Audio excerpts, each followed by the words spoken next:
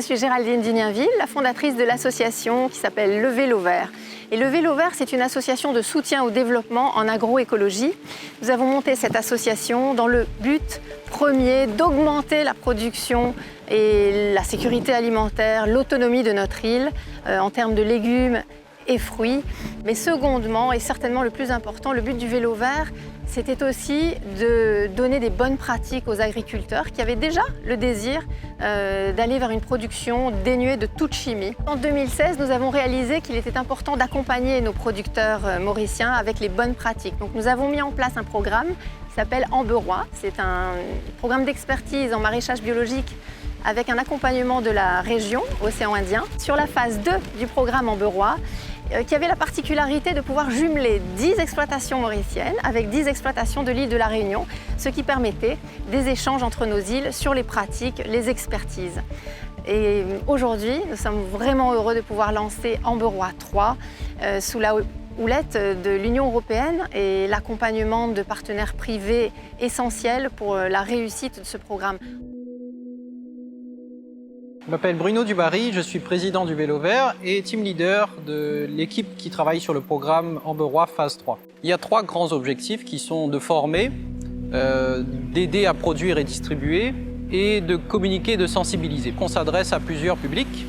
Il y a des publics producteurs, des publics consommateurs et des publics aussi institutionnels. Tout ça, c'est un écosystème. Et en fait, la phase 3 d'Amberois vient apporter des outils utiles à l'écosystème pour pouvoir justement avoir des bases solides, parler le même langage, avoir les mêmes référentiels et quelque part construire encore plus sur une confiance autour de l'agroécologie. Au bout de 3 ans, on doit pouvoir avoir atteint un certain nombre d'objectifs chiffrés.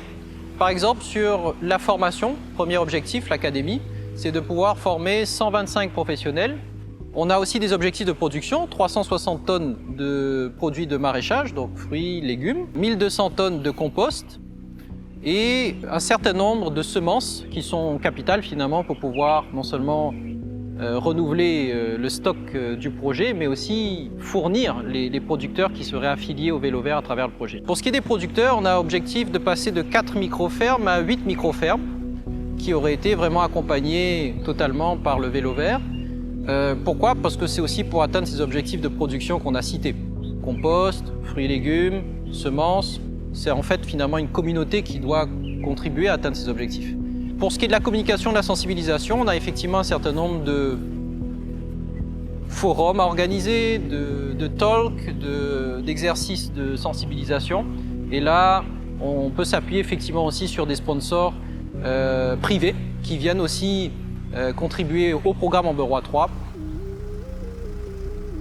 Je m'appelle Margot Roux et je suis coordinatrice du projet Amberois 3 et agronome. Pour moi, les grandes réussites, les grands accomplissements sur le projet Amberois 3 cette année, donc la première année, ça a été premièrement de monter une équipe avec des gens qui sont tous autant passionnés par l'agroécologie et aussi de monter la ferme, c'est-à-dire de concevoir, préparer le design et commencer à vraiment démarrer la ferme et préparer les différentes zones. Pour moi, c'est important que l'agriculture permette de développer la production de fruits et légumes sans produits chimiques. Il y a une grande demande pour ça à Maurice et je trouve qu'un projet comme le projet Amberois 3 a toute sa place pour pouvoir fournir ce genre de produits. Donc pour le projet Amberois 3, on a donc ce terrain qui mesure 2 arpents, donc environ 8000 m², donc presque 1 hectare. Et qui était en friche au début du projet et que du coup on a dû aménager pour les différentes activités du projet. Les accomplissements du projet Amberois 3 en 2022, c'était la mise en place de la ferme, donc qu'on appelle le parcours agroécologique du Vélo Vert, qui a pour objectif d'être une ferme expérimentale, c'est-à-dire qu'on va tester plusieurs techniques de production pour qu'on puisse présenter ces pratiques aux planteurs pour qu'ils puissent les répliquer chez eux. Un autre objectif de cette ferme, c'est le côté pédagogique. Donc on va accueillir des visiteurs et des formations sur cette ferme. Et le but justement, c'est vraiment que les gens viennent explorer nos différentes activités, découvrir les différentes pratiques. Et le 3e objectif de la ferme, c'est la production, donc qu'on produise des fruits et légumes sans produits chimiques, qu'on produise aussi du compost, des graines et des jeunes plants. Sur la ferme, on a donc différentes zones. On a d'abord la zone de maraîchage, où on produit les légumes, la zone d'agroforesterie, où on a aussi des arbres, du coup un mélange d'arbres, d'épices et de légumes. La zone de compostage, avec la zone de tri des déchets des matières premières. Une zone de jeune agroforesterie, c'est-à-dire qu'il n'y aura pas des grands arbres qui vont rester très longtemps comme sur cette zone-là. Et ensuite, on a aussi un local, un préau pour la formation. Sur la ferme, on a aussi fait construire une serre en bambou, construite avec des matériaux naturels et avec une forme qui a été conçue spécialement pour notre ferme, pour s'adapter justement à la direction du vent et pour récupérer l'eau de pluie pour qu'on puisse ensuite l'utiliser dans l'irrigation des zones de production.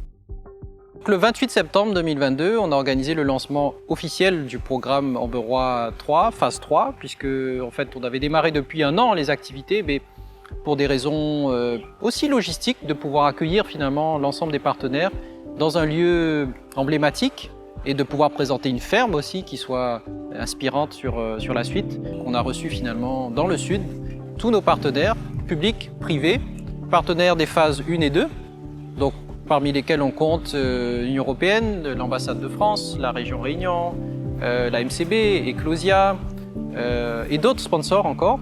Le ministère de l'Agro-Industrie aussi qui a été un soutien.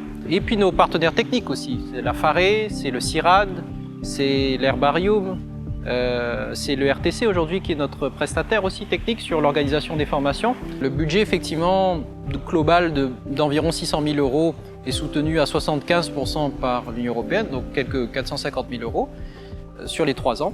Et nous avons pour mission, nous, Vélo Vert, d'apporter 25% du sponsoring à travers d'autres recettes, principalement sponsoring privé. Je crois que le Vélo Vert, c'est un projet très important, comme vous l'avez dit, pour Maurice, mais aussi pour l'Union européenne, puisqu'on est dans le pacte vert, on est effectivement dans cette dynamique où il nous faut, je ne vais pas dire changer de planète, mais préserver notre planète, continuer à vivre sur cette planète et bien y vivre. Si on veut bien y vivre, il faut s'adapter aux nouvelles réalités.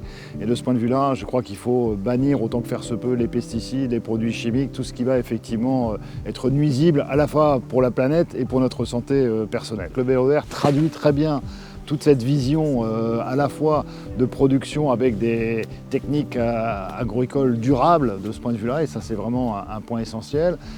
Une diversité de production, donc on a toutes sortes de produits, un aspect de formation également des agriculteurs et des agricultrices. Tout ça fait partie effectivement d'une dynamique que nous on a trouvé très intéressante et que l'on souhaite soutenir.